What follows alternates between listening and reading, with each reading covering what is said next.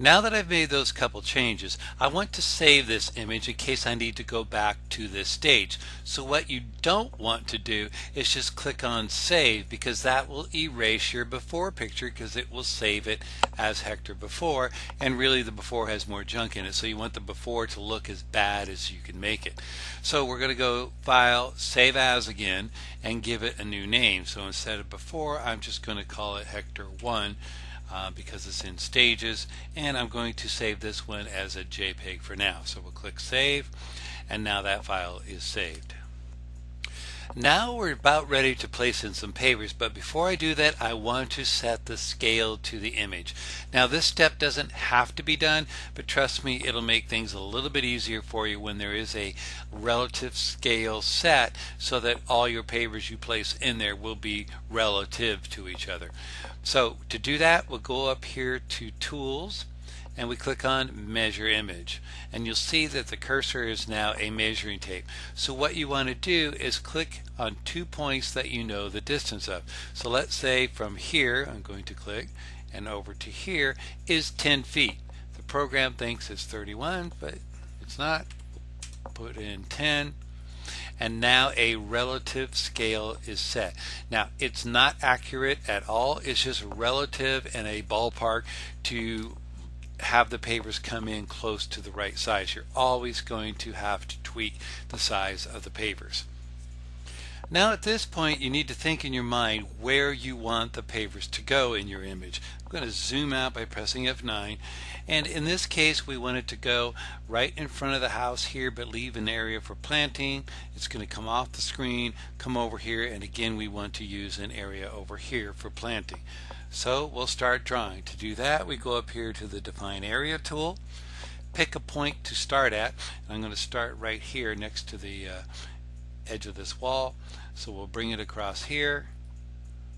Now this is what you want to do. You want to go around all the obstacles here. Now we're going to leave an area here for some plants, so I'm just going to come over here. Now I could go around this post, or I could cut this post off later. I'm going to show you how to cut it off later. So to bring it out here, we'll zoom out by pressing F9, and we'll go off the screen. And we want to come over here, zoom back in. And now we have the area defined. Now we're going to want a little bit of pavers over here in this area, so I'm going to zoom in so you can see what I'm doing. And we want to continue that line over to here, because when you're defining an area, they do not have to be connected.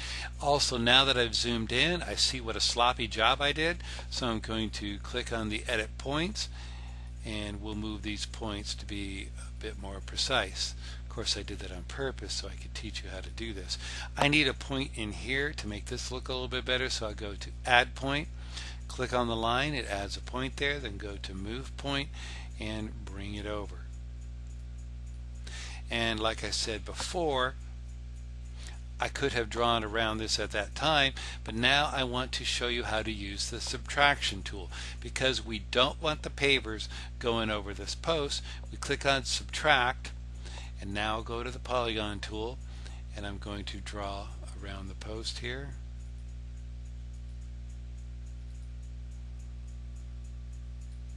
And as you can see, it's not as gray, and there will be no pavers on this post. Again, I could tweak my points a little bit better. And zoom out. And I think we're pretty much there. So now we want to find the paver that we want to place in here. To do that, we click on Hardscape Library, and then we want to go to the manufacturer. In this case, I'm going to use Permacon. And I want to try out one of their permeable pavers, which we'll try this one here. So you double click on the paver thumbnail that you want to use, and it places it in the image. Now you can see that doesn't look very realistic at all, so I'm going to zoom out by pressing F9, and we need to adjust the perspective. Now to do that, you need some references in the image to help you know where the perspective is going to be. So I'll use the house, and I'll use the stairway going down here. So I'm going to click on free to free up my handles.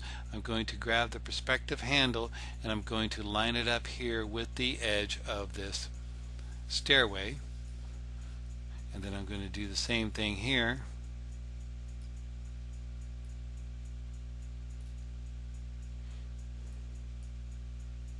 And as you can see, in a couple moves, I've got the perspective set the way I want it. Then at this point, like I said earlier, you're going to have to tweak the scale a little bit. So to size your pavers down, you take this slider and slide it to the left. It makes them smaller, and sliding it to the right will make them larger. Now that you have the perspective set and you want to try out a different color or pattern, all you have to do is click on Show Library, go down to a product that you want to try, and let's try one of these arbel stones. So we'll click on it and we adjust the scale, and you can see how simple and quick it is to change out different colors and patterns. And like I said before, you're going to have to always adjust the scale a little bit. Now let's go back to our original one, and we'll adjust the scale a little bit more. Okay, now the next step is I'm going to place in a border around here. So we'll exit this by clicking OK,